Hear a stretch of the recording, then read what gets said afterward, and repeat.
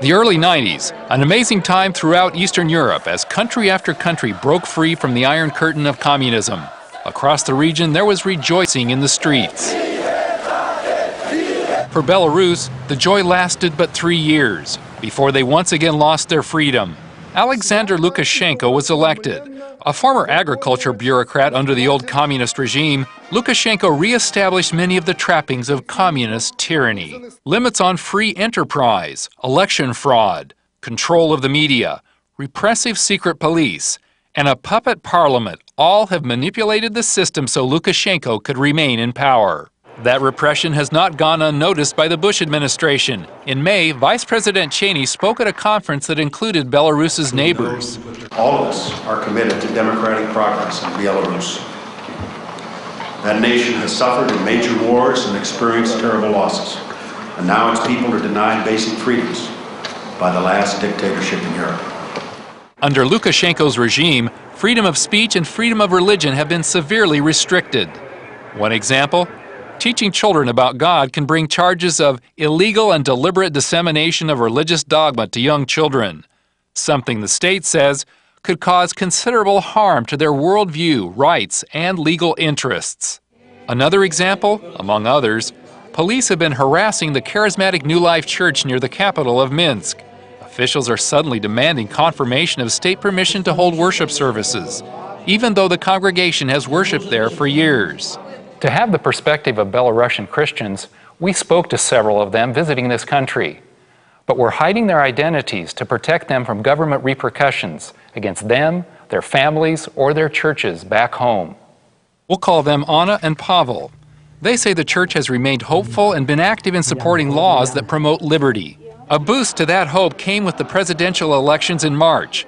Thousands defied the authorities and protested against the policies and repressions of the Lukashenko regime. Anna was concerned what the police might do to her friends who protested. Yeah, I was worried because I'm Belarusian. That's my country. Though I'm far away from it right now.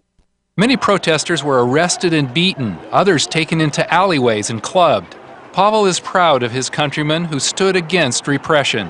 When I saw the pictures, I was just overwhelmed, and for days I was in a glorious haze because I thought, great, guys, you did it.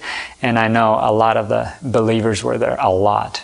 Yes, Lukashenko was still re-elected, but the peaceful protests showed a commitment to truth and freedom running deep among Christians and other citizens of goodwill.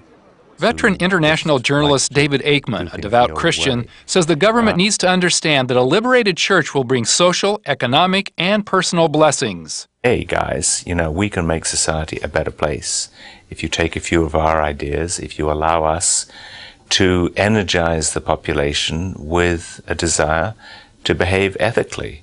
Everybody will benefit, so let us get on with the job and you'll see a happier Belarus. Case in point, Belarus is a country with a dwindling population, depriving them of the creativity and manpower needed for a bright future, and abortion is shortchanging that future. If the church had the leeway to speak out against abortion and care for women, there'd be more children, a better balance of young and old citizens. Or take the horrible Chernobyl nuclear disaster and the lingering radioactivity that has victimized thousands and thousands of Belarusians over the last 20 years. The church has been loving and helping those made sick by the radiation ever since. Even now, the kids that are born, there are very, very few completely healthy children. A lot of kids have thyroid gland problems, enlargement of other glands, and blood cancer cases are also on the increase. And if the church were freed up, believers could and would help even more, Pavel says. I've seen a lot of new faces in my church, and that tells me there is definitely a movement of the Holy Spirit. And the only problem is you cannot evangelize officially anymore until you get a permission, and to get it, you have to jump through a lot of hoops. And so we basically don't have almost any public outreach in the country.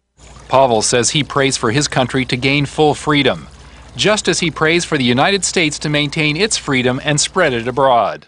The day may well come when Belarusians can speak and worship freely. In the meantime, Belarusians inside and outside the country are praying fervently that God may one day secure for them the blessings of liberty for them and their children. Galen Tethrow, CBN News.